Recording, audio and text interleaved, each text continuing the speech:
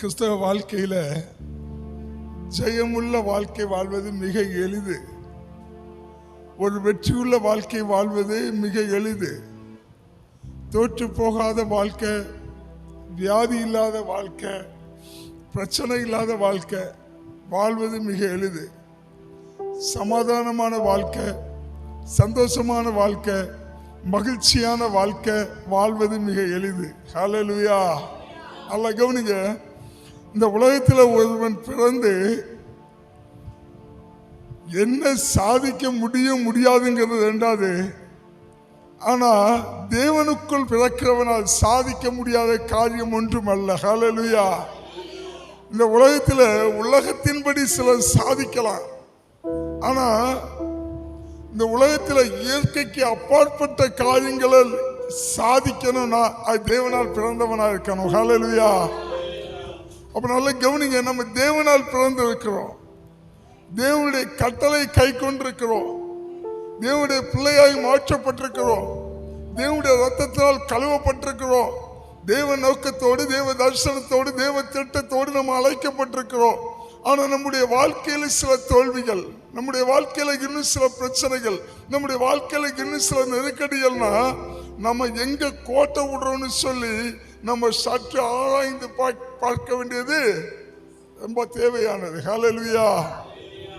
நல்ல கவனிங்க. நம்ம இந்த கிறிஸ்தவ வாழ்க்கையில் கேட்கப்படுகிற உபதேசங்களை, இந்த சத்தியங்களை நம்ம வாழ்க்கையோடு ஒப்பிட்டு ஒப்பிட்டு பார்த்து நம்ம ஒவ்வொரு வாட்டி கேட்கிற சத்தியத்தின்படி நம்மளை நாம் மாற்றிக்கொண்டாலே நாம் ஜெயமுள்ளவர்களாய் வாழ ஆரம்பித்து விடுவோம். அப்ப கவனிங்க. நம்முடைய வாழ்க்கையில எங்க பிரச்சனைனா சத்தியத்தை கேட்டு இந்த காதுல வாங்கி இந்த காதுல விட்டு விடாதபடிக்கு அந்த சத்தியத்தை நம்ம என்ன செய்யணும்? தியானிக்கணும். என் வாழ்க்கையில என்னென்ன காரியங்கள்ல இந்த சத்தியத்தின்படி நான் கோட்டை விட்டு கொண்டிருக்கிறேன், என்னென்ன காரியத்தை சரிப்படுத்தாம இருக்கிறேன்னு பார்த்து நம்ம கேட்கிற இந்த உபதேசத்தின்படி, கேட்கிற சத்தியத்தின்படி நம்மளை நாம் மாற்றிக்கொண்டே இருக்கணும். ஹல்லேலூயா. அதுதான் நம்மளை ஆராய்ந்து அறிவது. நம்ம சத்தியத்தோடு உபதேசத்தோடு நம்மளை என்ன செய்யணும்னா ஒவ்வொரு நாளும் பரிசோதனை செய்யணும். பரிசோதித்து எவன் தன்னுடைய வாழ்க்கையை சத்தியத்தின்படி, இந்த உபதேசத்தின்படி மாற்றிக்கொள்கிறானோ அவனுடைய வாழ்க்கை நாளைக்கு நாள் ஜெயம், நாளைக்கு நாள் வெற்றி, நாளைக்கு நாள் மேன்மை, நாளைக்கு நாள் உயர்வு, தேவன் வைத்திருக்கிற சகல ஆசீர்வாதங்களும் ஒரு மகன் மேல எப்ப வந்து அடையுதுன்னா, அன்பான தேவ பிள்ளையே, அவன் சத்தியத்தின்படி தன்னை தானே ஒப்பு கொடுக்கும் போது, தன்னைத்தானே சத்தியத்துக்கு எதிராக அவன் சீரமைத்துக் கொள்ளும் போது அவனுடைய வாழ்க்கையில காரியங்கள் எல்லாம் வாய்க்கும். அப்போ நம்ம வாழ்க்கையில ஏன் என்ன பிரச்சனை? நம்ம என்ன செய்யல? சத்தியத்தை கேட்கிறோம், இந்த காதுல வாங்கி இந்த காதுல விட்டுறோம். ஹல்லேலூயா. என்னுடைய கிறிஸ்தவ வாழ்க்கையில நிறைய காரியங்கள் நான் தியானிக்கிறேன், சரி பண்றேன் அப்படின்னு பார்த்தாக்கி நம்ம எதை தியானிக்கிறோம் தெரியுமா? நான் என்ன தீங்கு செய்கிறேன்? நான் விபச்சாரம் செய்கிறேனா? நான் வேசித்தனம் பண்ணுகிறேனா? நான் கொலை செய்கிறேனா?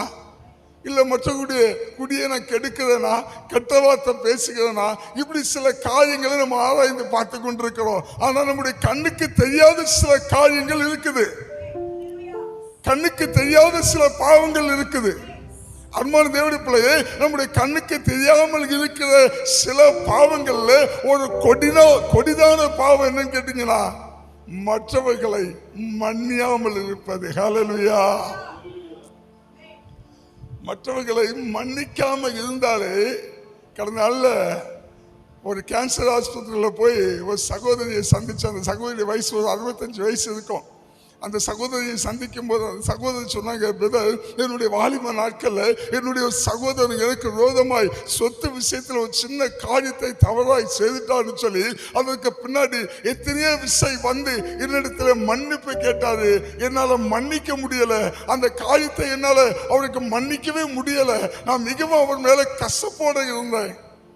ஆனா இந்த நாட்கள்ல அவர் இல்லை, இறந்து போயிட்டாரு. நான் கேன்சர் வியாதியில மிகவும் கொடிய வேதனை படுகிறேன் அப்படின்னு சொல்லி அவங்க ரொம்ப தன்னுடைய நாட்கள், கடைசி நாட்களை கண்ணீரோடு கழித்தாங்க. ஹல்லேலூயா. நல்லா ஒன்று புரிந்து கொள்ளுங்க. எப்படி கரையான் அழிக்குதோ அதே போல நம்ம சிலரை மன்னிக்காமல் இருக்கும்போது நம்முடைய வாழ்க்கையில அது ஒரு பெரிய அழிப்பாக மாறிவிடும். மன்னியாமைங்கிறது என்ன வியாதியை கொண்டு வரும்னு கேட்டீங்கன்னா கேன்சரை கொண்டு வராங்க. நான் கடந்த நாட்கள் அநேகரோடு பேசி இருக்கிறேன். அவங்களுடைய வாழ்க்கையில பிறரை மன்னிக்க முடியாத, மற்றவர்களை மன்னிக்க முடியாத சூழ்நிலைகள் இந்த மாதிரி வியாதிகளை கொண்டு வரும். அதனால தேவ பிள்ளைகளாகிய நாம என்ன செய்யணும்னா எப்பொழுதுமே மற்றவர்களை மன்னிக்க கற்றுக்கொள்ளணும். வேதம் நமக்கு அதிகமாய் கற்றுக் கொடுக்கிற காரியம் மற்றவர்களை மன்னிக்கணும். மற்றவர்கள் நமக்கு விரோதமாக என்ன செய்தாலும் சரி அதை மன்னிக்கிற ஒரு மனப்பக்குவம் தேவ பிள்ளைகளாகிய நம்மிடத்துல காணப்படணும். ஹல்லேலூயா. அவன் எல்லாம் செய்த காரியத்துக்கு எனக்கு நினைச்சாலே தாங்க முடியல பிரதர், அவனெல்லாம் மன்னிக்க முடியாது, அவனெல்லாம் நினைச்சாலே வெறுப்பா இருக்குதுன்னு நீங்க சொல்லுவீங்கன்னா நீங்க என்ன செய்யல? ரசிக்கப்படல. நீங்க என்ன மனம் திரும்பல, நீங்க என்ன தேவனுடைய பிள்ளையாய் மாற்றப்படல. ஹல்லேலூயா. சங்கி பாருங்க, வேதம் நமக்கு சொல்லுது. மத்தேயு 5:44 வாசிக்கலாம்.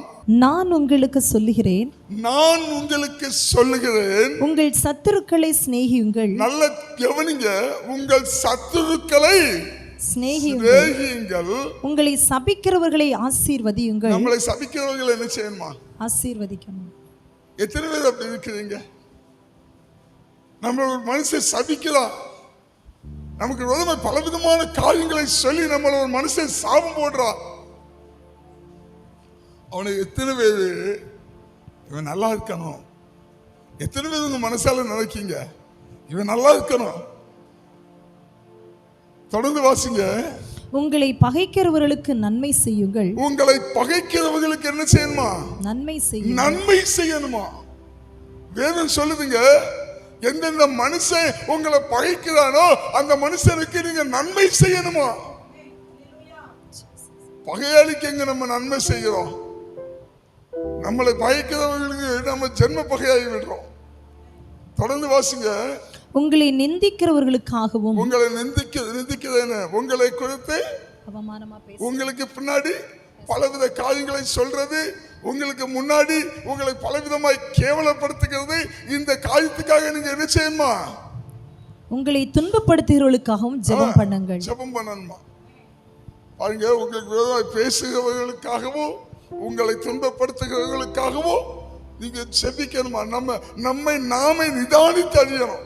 அன்பான தேவ பிள்ளையே, இந்த கிறிஸ்தவ வாழ்க்கை நம்முடைய வாழ்க்கை ஜெயமுள்ள வாழ்க்கையாய் மாறணும், ஒரு வெற்றி உள்ள வாழ்க்கையை மாறணும். கர்த்தர் எனக்கு வைத்திருக்க வாக்குத்தத்தங்கள் என்னுடைய வாழ்க்கையில நிறைவேறணும். கர்த்தர் என் மேல வைத்திருக்க ஆசீர்வாதங்கள் என் வாழ்க்கையில நிறைவேறணும்னா நம்ம ஒவ்வொரு நாளும் இந்த கிறிஸ்தவ வாழ்க்கையை வாழும்போது நிதானித்து நிதானித்து நிதானித்து நான் கேட்கிற வண்ணமாய் இந்த உபதேசத்தை கேட்கிறேனே, இந்த சத்தியத்தை கேட்கிறேனே, இந்த சத்தியத்தை கேட்கிற வண்ணமாய் நான் வாழ்ந்து கொண்டிருக்கிறேனா என்பதை ஒரு தேவ பிள்ளை, ஒரு கிறிஸ்தவ பிள்ளை அனுதினமும் நிதானித்து நிதானித்து வாழலனா வாழ்க்கை கேள்விக்குறியாகிவிடும். நல்ல கவனிங்க, ஒரு தாய் கிட்ட அல்லது ஒரு தகப்பன் கிட்ட போய் ஒருவர் சொல்றான்னு வைங்கள, உங்க மகன் இருக்கான்ல அல்லது உங்க மகள் இருக்கான்ல, உங்களை போல கேரக்டருங்க, உங்களை போல நடக்கணும், உங்களை போல சாந்தம், உங்களை போல இறக்கம், நீங்க எப்படி செயல்படுறீங்களோ அதே போல உங்க பொண்ணு அல்லது உங்க மகன் செயல்படுறா அப்படின்னு சொல்லி ஒரு பேரண்ட்ஸ் கிட்ட, ஒரு தாய் தகப்பன்ட்ட போய் ஒரு பிள்ளையை கொடுத்து சர்டிபிகேட் கொடுத்தா அந்த தாய் தகப்பனுக்கு எவ்வளவு பெருமையா இருக்கும். என் மகன் என்ன போலையா, என் மகன் என்ன போலையா, எவ்வளவு பெருமை. அதே போல தேவனுடைய பிள்ளையே, இயேசு கிறிஸ்து ரத்தத்தால் மீட்கப்பட்டு அவருடைய புத்திர சுவிகாரமாய் அவருடைய பிள்ளையாய் அவருடைய சன்னாய் இருக்கிற நீ அவரை போல செயல்படும் போது அவர்கிட்ட போய் சொல்லுவாங்க, உங்க பிள்ளை உங்களை போல இருக்கிறா, உங்க பிள்ளை உங்களை போல இருக்கிறா, உங்களை போல இரக்கம், உங்களை போல அன்பு, உங்களை போல சாந்தம், உங்களை போல நீடிய பொறுமை, உங்களை போல மன்னிக்கிற சுபாவம். இப்படி ஒரு சர்டிபிகேட் இயேசுவுக்கு பெருமையை சேர்க்கிறது மட்டுமல்ல, இயேசுடைய பிள்ளையாகிய உங்களுக்கு அது மகிமையை சேர்க்கும். அப்பதான் மகிமையான காரியங்களை உங்களுடைய வாழ்க்கையில் நீங்க காண முடியும். ஹல்லேலூயா. சில சொல்றேன்ல, அவன் செஞ்ச துரோகத்துக்கு, அவன் செஞ்ச காரியத்துக்கு செத்தால் அவன் முகத்துல முழிக்க மாட்டான். கண்டிப்பா சொல்றேன், நீங்க செத்த அவன் முகத்துல முழிக்க முடியாது. அதனால சாகிறதுக்கு முன்னாடி உயிரோடு இருக்கும் போது அவன் முகத்துல முழித்து அவனை மன்னித்து விடுங்கள். அது மகிமையான காரியமாய் என் தேவ சமூகத்தில் இருக்கும். ஹல்லேலூயா. நல்ல கவனிங்க, பேதுருடைய வாழ்க்கையில பேதுரு கூட இருக்கிறவன் எவனோ பேதுருவை போட்டு சும்மா தொல்லை பண்ணிட்டு இருக்கான். பேதுரு என்ன செய்யறாரு? சத்தியத்தை கேட்கிறார்ல, இயேசு கிறிஸ்துவோடு கூட இருக்கிறார்ல, அதனால பேதுரு என்ன பண்றாரு? மன்னிக்கிறார். எவ்வளவு மறுபடி பேதுருடைய வாழ்க்கையில தொல்லையை கொடுத்துக்கிட்டே இருக்கிறார். அவர் மன்னிக்கிறார், மறுபடி மன்னிக்கிறார். முடியல. எத்தனை வாட்டி தான் மன்னிக்கிறது? அப்ப கடைசியா நேர ஆண்டவர்கிட்ட போகிறார். மத்தேயு 18வது அதிகாரம் 21வது வசனத்துல வாசிக்கும் போது, இயேசு கிறிஸ்து போதனை பண்ணி கொண்டு இருக்கும் போது அவர் நேரே வாழார். வந்து என்ன கேட்கிறான்னா, என் சகோதரனுக்கு நான் எத்தனை விஷயம் மன்னிக்க வேண்டும்? எவனவது தொல்லை கொடுக்க இவர் என்ன நினைக்கிறான்னா, ஒருவேளை இயேசு கிறிஸ்து ஒரு நாளைக்கு அவனுக்கு 25 வாட்டு மன்னின்னு சொன்னான்னா 26வது வாட்டு ஒரே அடியில பினிஷ் பண்ணிடணும் அப்படின்னு முடிவு பண்ணிட்டான். ஒருவேளை இயேசு 30 வாட்டு நீ மன்னிச்சிருப்பா, இல்ல 50 வாட்டு மன்னிச்சிருப்பா, இவன் முடிவு பண்ணிட்டான் ஒரு நாளைக்கு 50 வாட்டு மன்னிக்கணும், 51வது வாட்டு ஒரே போட்டுறணும் அப்படி முடிவு பண்ணிட்டு வந்து ஆண்டவர்கிட்ட கேட்கிறான். ஆண்டவரே, என்னுடைய சகோதரன் எனக்கு விரோதமாய் குற்றம் செய்தால் நான் எத்தனை விஷயம் மன்னிக்கணும்? ஆண்டவர் என்ன சொல்றாங்க? 70 விஷயம். முடிச்சு போச்சு. பாருங்க, ஆண்டவர் ஏன் இதை சொன்னா, ஒருதனை 70 விஷயம் மன்னிக்கும் போது அவன் திருந்தி விடுவான். ஹல்லேலூயா. அவன் தப்பு செய்த விட்டுருவாங்க. பாருங்க, ஒரு மூப்பர் கதை இந்த மன்னிப்பை கொடுத்தானே. ஒரு சபையின் மூப்பர் என்ன செய்தார்னா, ஒரு ஏரியாவுக்கு புதுசா வீடு மாறி வந்தாரு. அப்ப இந்த சபை மூப்பருடைய வழக்கம் பாத்தீங்கன்னா, சிறு பிள்ளைகளுக்கு புதிய ஏற்பாடை கொடுப்பது வழக்கம். அப்ப கவனிங்க, புதுசா ஒரு ஏரியாக்குள்ளால வீடு மாறி வரும்போது அந்த ஏரியால இருக்கிற சிறு பிள்ளைகளுக்கு என்ன செய்தார்னாக்கி, புதிய ஏற்பாடு அந்த வேதாகமத்தை அங்க இருக்கிற சிறு பிள்ளைகளுக்கு கொடுக்க ஆரம்பித்தார். இதுல ஒரு சிறு பிள்ளை என்ன பண்ணாலும் இந்த வேதாகமத்தை வாங்கி கொண்டு தன்னுடைய வீட்டு செல்ஃப் மேல வச்சுட்டான். நடந்த சம்பவம், கதை இல்லை, நம்ம நாகர்கோயில நடந்த சம்பவம். இதை வாங்கி கொண்டு தன்னுடைய வீட்டு செல்ஃப் மேல வச்சான். அந்த சிறு பொண்ணுடைய தகப்பனார் ஒரு குடிக்காரர், ஒரு துன்மார்க்கர், மது அடிமை. அவர் மாலை வேளையில மது அருந்து விட்டு வீட்டுக்கு அந்த போதையில வரும்போது இந்த வேதாகமத்தை பார்த்தவுடன் அவருக்கு மிகவும் கோபம் வந்து விட்டது, மிகவும் எரிச்சல் வந்து விட்டது. ஆனபடியினால அந்த குடி போதையில் அவர் என்ன செய்தார்னா, நேர அந்த வேதாகமத்தை கொடுத்த மூப்பருடைய வீட்டுல போய் மூப்பரை வெளியே கூப்பிட்டு கத்தி எடுத்து மூப்பருடைய வயிற்றுல குத்திட்டாருங்க. 3-4 குத்து. இப்போ மூப்பரை உடனே கவர்மெண்ட் ஹாஸ்பிட்டல் சேர்த்துட்டாங்க. கவர்மெண்ட் ஹாஸ்பிட்டல் சேர்த்து ஆட்டோமேட்டிக்கா கேஸ் ஆயிடும். இப்ப கேஸ் ஆயிடுச்சு. இப்போ குடிப்போதையில் இருந்தவன் அடுத்த நாள் காலையில் அவனை சுற்றி இருந்த வீட்டில் உள்ளவங்க, அவங்க வீட்டில் உள்ளவங்க எல்லாம் ஒரு காரியத்தை சொன்னாங்க. என்னன்னாக்கி, போலீஸ் கேஸ் ஆயிடுச்சு, நீ கத்தி எடுத்து குத்துனதை பார்த்த சாட்சிகள் நிறைய இருக்கு, அதனால உன் பேர்ல எஃப்ஐஆர் போட்டு உன்னை எடுத்து உள்ள வச்சிருவாங்க, நீ போய் மன்னிப்பு கேட்டுரு அப்படின்ட்டாங்க. இப்ப இவன் மன்னிப்பு கேட்கறதுக்கு வரலாம். இந்த மூப்பரை பார்த்து, ஏன்னா குடி தெளிச்சிருச்சு இல்ல, இவன் திருந்தி மன்னிப்பு கேட்க வரல, இந்த கேஸ்ல இருந்து எப்படியா தப்பிக்கணும்னு மன்னிப்பு கேட்கறதுக்கு வரலாம்.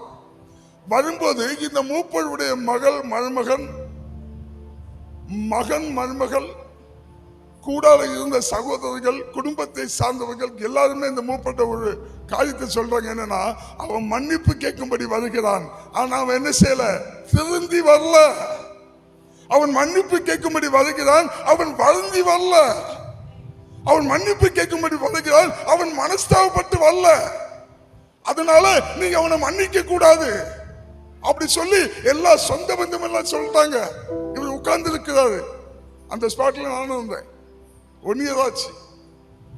இப்போ இந்த சகோதரன் நேரம் வந்து இந்த மூப்பட்ட வந்து, ஐயா நான் தெரியாம இந்த காரியத்தை செய்துட்டேன், நான் மன்னிச்சுங்க. உடனே மூப்பர் அடுத்த வார்த்தை சொன்னாரு, ஒன்னும் இல்ல தம்பி, நேத்தைக்கு என்ன கத்தியால குத்துனது வேற மனுஷன், இன்னைக்கு மன்னிப்பு கேட்க வந்திருக்க நீ வேற மனுஷன் தம்பி, அதனால நான் ஒன்னும் தப்பா எடுக்கல, நீங்க போகலன்னு சொல்லிட்டாரு. இந்த வார்த்தை யாரால இங்க சொல்ல முடியும்? நேத்தைக்கு கத்தி எடுத்து குத்தான மூர்க்கமான மனுஷன் நீ இல்ல, நீ சாந்தமா வந்திருக்கிறியே, நீ வேற நேத்தை கத்தி எடுத்து குத்துன மனுஷன் வேற, அதனால உன் மேல எந்த வருத்தமும் இல்ல, நீ போலான்னு சொல்லி வழி அனுப்பிட்டாரு. இப்ப கவனிங்க, இவரு போன உடனே இந்த சொந்த பந்தம் எல்லாம் கேட்குது, உங்களுக்கு அறிவு கிடையாதா, நீங்க என்ன முட்டாளா, உலகம் அப்படித்தானே கேட்கும், உலகம் அப்படித்தானே கேட்க நம்ம கிட்ட, நீ என்ன முட்டாளா, இவ்வளவு வயசாயிடுச்சு. அந்த சின்ன பையன் வந்து ஒரு தப்ப திருந்தல, ஒரு தப்புக்காக வருந்தல, ஒரு தப்புக்காக மனஸ்தாபப்படல, அவன் போலீஸுக்கு பயந்து வந்து உங்ககிட்ட மன்னிப்பு கேட்டான்னு உடனே நீங்க மன்னிச்சு அனுப்பிட்டீங்களா உடனே இவர் ஒரு வார்த்தை சொன்னாரு, அவன் எப்படி மன்னிப்பு கேட்டான் என்பது முக்கியம் அல்ல, நான் எப்படி மன்னிக்க வேண்டும் என்பதை என் இயேசு எனக்கு கற்றுக் கொடுத்திருக்கிறார். ஹல்லேலூயா. அன்பான தேவ பிள்ளையே, இதாங்க மன்னிக்கிறது. நம்முடைய பாவங்களை மன்னித்த இயேசு பாவங்களை மன்னிக்கலங்க, அவர் மறந்துட்டாரு. அந்த பாவம் மறுபடி எழும்பாதபடிக்கு அதை மறைத்து போட்டாரு. நம்முடைய பாவத்தை ஒருபோதும் என் தேவன் எண்ணுவதில்லைங்க. நம்முடைய வாழ்க்கையில நம்ம எப்பவும் அவன் எனக்கு விரோதமா இதை செய்தா அதை செய்தா அவனை மன்னிக்க முடியாது சொல்லி கொண்டிருக்கிறோமே, மன்னிக்காத வரைக்கும் உன் வாழ்க்கையில ஆசீர்வாதம் கடந்து வர முடியாது. கர்த்தர் சொல்றாரு, நீ காணிக்கை செலுத்தும் போது அந்த காணிக்கை போடுவதற்கு முன்னாடி உன் சகோதரனுக்கு உன் பேரில் ஏதாவது குறை இருந்தால், உனக்கு உன் சகோதரன் பேர்ல குறை இருந்தான்னு சொல்லல, உன் சகோதரனுக்கு உன் பேரில் ஏதாவது குறை இருந்தால் நீ காணிக்கை அங்கே வைத்து விட்டு உன் சகோதரத்தை போய் ஒப்புரவாகு. நல்லா கவனிங்க, தேவ சமூகத்தில் காணிக்க வைக்கதா இருந்தாலும் சரி, ஜப விண்ணப்பங்களை வைக்கிறதா இருந்தாலும் சரி, இல்ல தேவ சமூகத்துல இருந்து திருவிழந்து எடுக்கிறதா இருந்தாலும் சரி, இல்ல தேவ சமூகத்தில் ஆசீர்வாதங்களை எடுக்கிறதா இருந்தாலும் சரி, மற்றவனை மன்னிக்காம உன் வாழ்க்கையில ஒருபோதும் அதை ஏற்றுக்கொள்ளப்படுவதில்லை. என் தேவன் ஏற்றுக்கொள்கிறவர் அல்ல. மற்றவர்களை மன்னிக்க பழகுங்க. சில நேரங்கள்ல யாராவது ஒரு தெரியாம நம்ம காலில் மிதிச்சிட்டு, ஐயோ தெரியாம பட்டுருச்சுன்னா நம்ம என்ன கேட்கிறோம்?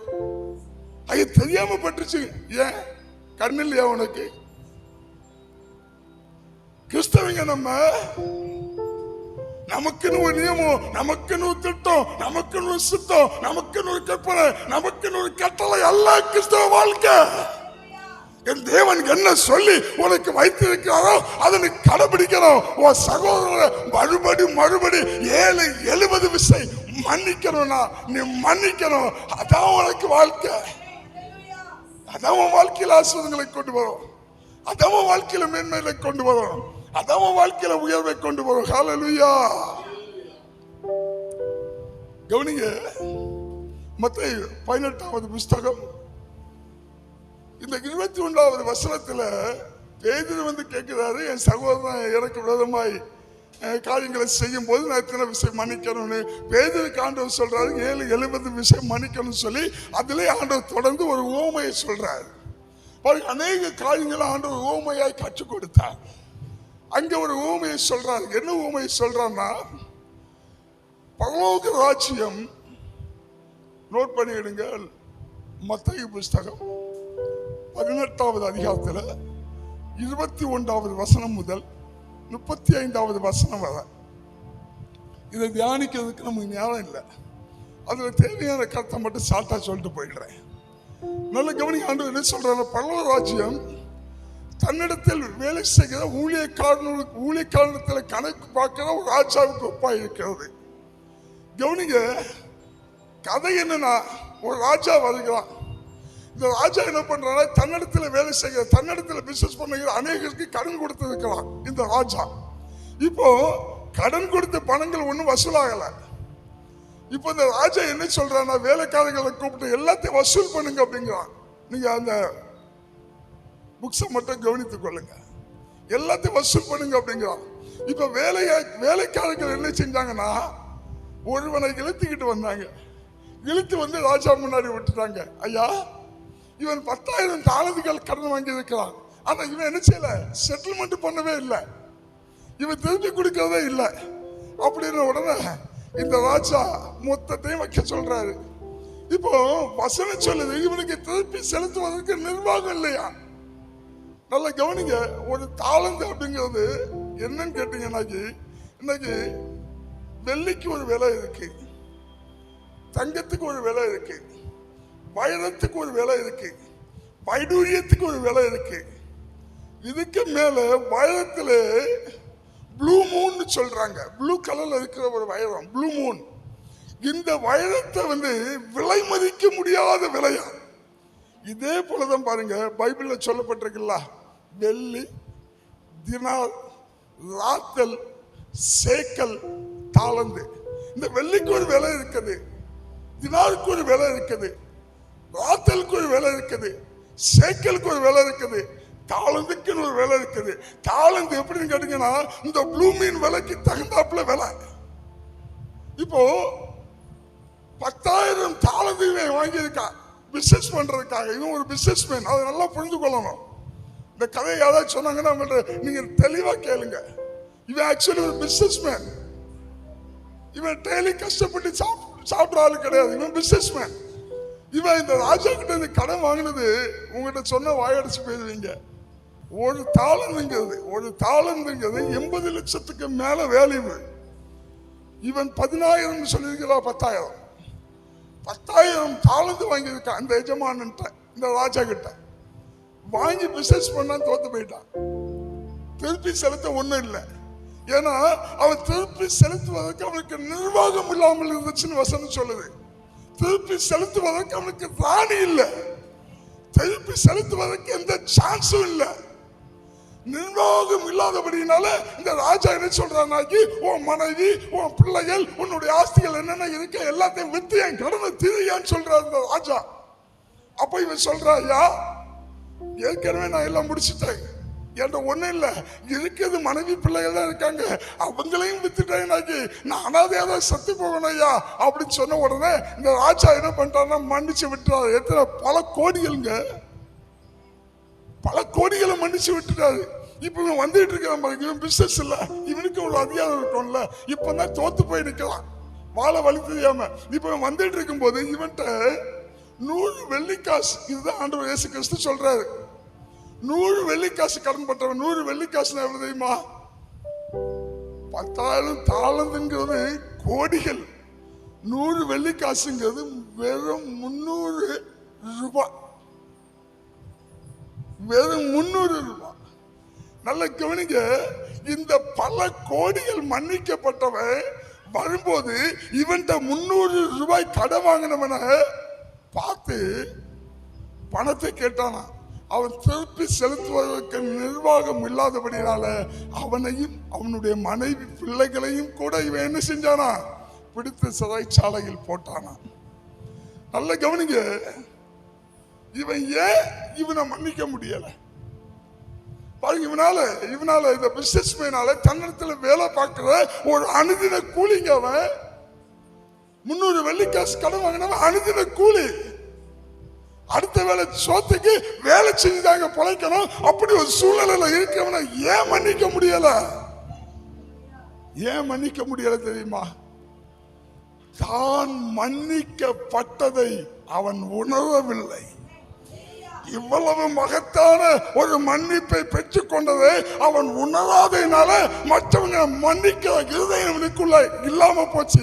அன்பான தேவ பிள்ளையே, நம்முடைய வாழ்க்கையில நாம மட்டும் நம்ம மன்னிக்கப்பட்டதை உணர்வோமா இருந்தா நம்ம சக மனுஷ எல்லாரையும் மன்னிக்கிறவர்களாய் மாறிவிடுவோம். ஹல்லேலூயா.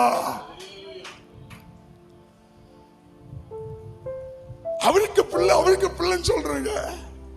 இயேசுவே தகப்பன், இயேசுவே அப்பா, இயேசுவே ரட்சகர், இயேசுவை விடுவித்தாரு, இயேசுடைய பிள்ளையாய் நான் இருக்கேன்னு சொல்றோம்ல. இயேசு எப்படி தெரியுமா இருந்தாரு? இயேசுடைய பிள்ளை சொல்றல. இயேசு எப்படி தெரியுமா இருந்தாரு? கள்ளத்தனமாய் வந்து கள்ளத்தனமாய் முத்தமிட்டு காட்டி கொடுத்த துரோகியாகிய யூதாஸ் காரியோத்தை சிநேகிதனே என்று கூப்பிடுகிற அளவுக்கு என் தேவன் அன்புள்ளவராக இருந்தார். ஹல்லேலூயா. அது மட்டும் இல்லைங்க, நிலம் உழப்பட்டதை போல என் இயேசுடைய சரத்தை உழுது அவருடைய சரத்தை கிழித்து இந்த ஃபேஸ் ஆஃப் தி கிரைஸ்ட் படம் எத்தனை பேர் பார்த்தீங்க? அந்த படத்துல இயேசு கிறிஸ்துடைய சரீரம் கிழிக்கப்பட்ட காட்சியை அவ்வளவு நேச்சுரலா எடுத்துப்பாங்க. சரீரம் கிழிக்கப்பட்டு கன்னத்தில் அறைந்தார்கள், காரி துப்பினார்கள், முள்முடியை தலையில் வைத்து அடித்தார்கள், பலவிதமான வார்த்தைகளை முகத்துக்கு நேராய் பேசினார்கள், துப்பினார்கள், கொட்டினார்கள், கேவலப்படுத்தினார்கள். அத்தனை பேர் அவருக்கு முன்னாடி நிற்கிறாங்க. அவர் சொல்றாரு, பிதாவே இவர்களுக்கு மன்னியும், இவர்கள் செய்வது இன்னதென்று அறியாது இருக்கிறார்கள். அன்பான தேவ பிள்ளையே, அப்படிப்பட்டவருடைய பிள்ளை, அப்படிப்பட்ட தேவனுடைய பிள்ளை ஒவ்வொரு நிமிஷமும் எப்படி இருக்கணும்னா, எனக்கு விரோதமாய் எந்த மனுஷன் எந்த தீங்கு செஞ்சாலும் அதை மன்னித்து மறுபடி அவனை நேசிக்கிற ஒரு இருதயத்தை எனக்குள்ளால எப்பவும் நான் காத்துக் கொள்ளுவேன். ஹல்லேலூயா. நம்மகிட்ட ஒரு டைலாக் உண்டு தெரியுமா? ஒரு வாட்டி ஒருத்தண்ட பட்டுட்டா, அப்பா ஒரு வாட்டி ஒருத்தன் பாடம் படிச்சு தந்துட்டான்னா அவன் பக்கமே திரும்ப கூடாது. அவன் துரோகி, அவன் விரோதி, அவனை போல ஒரு ஃப்ராடு, அவனை போல பொல்லாதவன் இந்த உலகத்திலே கிடையாது சீல் குத்துறோமே. நம்ம எப்படிப்பட்டவனாக இருந்தோம், நமக்கு எப்படிப்பட்ட காரியத்தை தேவன் மன்னித்தார்னு ஒவ்வொரு நிமிஷமும் நம்ம நினைவு கூர்வமாக இருந்தா இந்த உலகத்தானே நம்ம டயலாக் விட மாட்டோம். எவ்வளவு துரோகியா இருந்தாலும் அவனை நேசிக்கிற ஒரு இருதயம் உள்ளவர்களாய் நாம் காணப்படுவோம். ஹல்லேலூயா. டிசிஷன் எடுங்க, முடிவெடுங்க. ஆண்டவரே, இந்த கிறிஸ்தவ வாழ்க்கை என்பது எத்தனை விஷயம் எனக்கு விரோதமாய் துரோகம் பண்ணாலும் சரி, எத்தனை விஷயம் எனக்கு விரோதமாய் எழும்பினாலும் சரி, எவ்வளவு என்னை பகைத்தாலும் சரி, எவ்வளவு என்னை சபித்தாலும் சரி, இரண்டு கைகளை விழுத்து அவரை என்னுடைய சகோதரனாய் ஏற்றுக்கொள்ளுகிற ஒரு இருதயம் எனக்குள்ளால வேணும். அந்த இருதயத்தை எனக்குள்ள தாங்காண்டவர் கேளுங்க. அப்பதாங்க நீங்க தேவ பிள்ளை, அப்பதாங்க நீங்க ஜீசஸ் உடைய பிள்ளை. எந்த அளவுக்கு நீ மன்னிக்கிறியோ, எந்த அளவுக்கு நீ மன்னிக்கிறியோ, அந்த அளவுக்கு தேவ கிருபை மேல இறங்கி வரும். நீ தேவனுடைய மகிமையை காண்பாய், நீ தேவனுடைய மகிமையில் சேர்க்கப்படுவாய். ஹல்லேலூயா. இல்லைன்னா பரலோக ராஜ்யம் நிச்சயம் இல்லை. மன்னிக்காம இந்த உலகத்துல ஒரு வாழ்க்கையை வாழ்ந்தீங்கன்னா உங்களுக்கு பரலோக ராஜ்யம் நிச்சயம் இல்லை. ஹல்லேலூயா. நல்லா கவனிங்க. இயேசு கிறிஸ்து இந்த பாடுபடும் போது நம்ம சகோதரர் பேசும்போது சொன்னாரு, அவர் தெய்வம் இல்லை ஐயா, இயேசுடைய சரீரம் கிழிக்கப்பட்டதையா, உனக்காக, உன்னுடைய பாவத்துக்காக, உன்னுடைய மீறலுக்காக என் இயேசு அடிக்கப்பட்டார். அப்போ சொன்னாரு, ஒரு ஆசு கிறிஸ்டின், அது தெய்வம் இல்லை. நான் சொல்றேன், அவர் தெய்வம் இல்லை, தெய்வம் இல்லை, அவர் தெய்வம் இல்லை. ஏன்னா இந்த வேதனை அனுபவிக்கும் போது அவர் தெய்வம் இல்லைங்க, மனுஷனாக இருந்தாருங்க. மனுஷனாக இருந்தா இத்தனை பாடுகளை பட்டு அந்த அத்தனை வேதனை மத்தியில பிதாவே இவங்களுக்கு மன்னியும் சொல்லி கேட்டாரு. என் தேவன் இயேசு அவருடைய பிள்ளையாகிய நான் எப்பவுமே இதயத்துல துடிப்பு இருக்கணும். எனக்கு விரோதமா எவன் என்ன பேசினாலும் எனக்குள்ள கசப்பு இருக்காதையா, எனக்குள்ள கோபம் இருக்காதையா, எனக்குள்ள வயதாக்கி இருக்காதையா, எனக்குள்ள மன்னியாம இருக்காது. வாழ்க்கை வாழ்ந்து பாருங்களேன். உங்களை நீங்க நிதானித்து பாருங்க. உங்க வாழ்க்கையில யாரையாவது நீங்க மன்னிக்காம இருப்பீங்கன்னா தயவு செய்து இன்னைக்கு ராத்திரி ஒப்புரவாகுங்க. ஆண்டவரே, அவர் மேல இருக்கிற கசப்பை முற்றுமாய் மாற்றுகிற ஆண்டவரே, அவர் தான் நேசிக்கிற ஆண்டவரே, அவருக்காக ஜெபிக்கிற ஆண்டவரே. எனக்கு ஒரு சகோதரர் என்ன பேச மாட்டார். என் மேல சில வருத்தத்தில் இருக்கிறார். சில வாட்டி நான் போய் மன்னிப்பு கேட்டேன். ஆனா ஒரு வேலை வரும்போது நான் யோசிச்சேன், இவ்வளவு மன்னிப்பு கேட்டிருக்கேன், என் மேல எந்த குற்றத்தையும் இவரால சாட்ட முடியல. அப்படிங்கும்போது நான் யோசிச்சேன். எனக்கு ஒண்ணு தோணுச்சு, இவருக்கு இந்த மன்னியாமை நிமித்தமா எது சாபம் வந்தது கூடாது ஆண்டவரே, இவரை மன்னி ஆண்டவரேன்னு சொல்லி ஆண்டவரை செபிக்க ஆரம்பிச்சேன். ஹல்லேலூயா. உங்க முன்னாடி நிற்கிற என்னால் தெளிவா சொல்ல முடியுங்க, எந்த மனுஷன் மேலையும் எனக்கு கசப்பு இல்லை, வெறுப்பு இல்லை, கோபம் இல்லை. நீங்க எத்தனை பேர் சொல்லுவீங்க? என்ன குறித்து மேன்மை பாராட்டுறதுக்குல்ல, என் இயேசுவுக்கு கசப்பு இல்லைங்க. என் இயேசு மன்னிக்கிறவரா பாருங்க. அவருடைய சீசராகிய ஸ்தேவான் கல்லெறிய போறாங்க, கல்லெறிந்து கொல்ல போறாங்க. அந்த சூழ்நிலையில சொல்றான், இந்த இரத்த பழியை இவர்கள் மேல் சுமத்தாது. எவ்வளவு மன்னிக்கிற இருதயம் பாருங்க. யோசேப்பு சகோதரர்கள் எல்லாம் சேர்ந்து வித்து போட்டாங்க. அந்த யோசேப்பு சொல்றான், நீங்க எல்லாம் எனக்கு தீமை செய்தீர்கள், என் தேவன் எனக்கு அதை நன்மையாய் மாற பண்ணினார். ஹல்லேலூயா. எத்தனை பேர் சொல்லுவீங்க, எனக்கு எவன் தீங்கு செய்தாலும் சரிதான், என் தேவன் எனக்கு அதை நன்மையாய் மாற பண்ணுவார். ஹல்லேலூயா. உங்க வாழ்க்கையில நான் சொல்றேன், உங்க வாழ்க்கையில எந்த மனுஷன் மேலையும் கசப்பில்லை பிரதர். எனக்கு விரோதமாக எழும்பி என்ன பகை என் மேல வச்சாலும் சரி, என்னை எவ்வளவு சவித்தாலும் சரி, என் மேல எவ்வளவு கோபப்பட்டாலும் சரி, அவங்களை நான் மன்னிக்கிறேன், அவங்களை நான் ஆசீர்வதிக்கிறேன், அவங்களுக்காக நான் ஜெபிக்கிறேன்னு நீங்க முடிவு எடுப்பீங்கன்னா உங்களுடைய எல்லா தீமைகளை கர்த்தர் நன்மைகளாய் மாற்றுவார். ஹல்லேலூயா.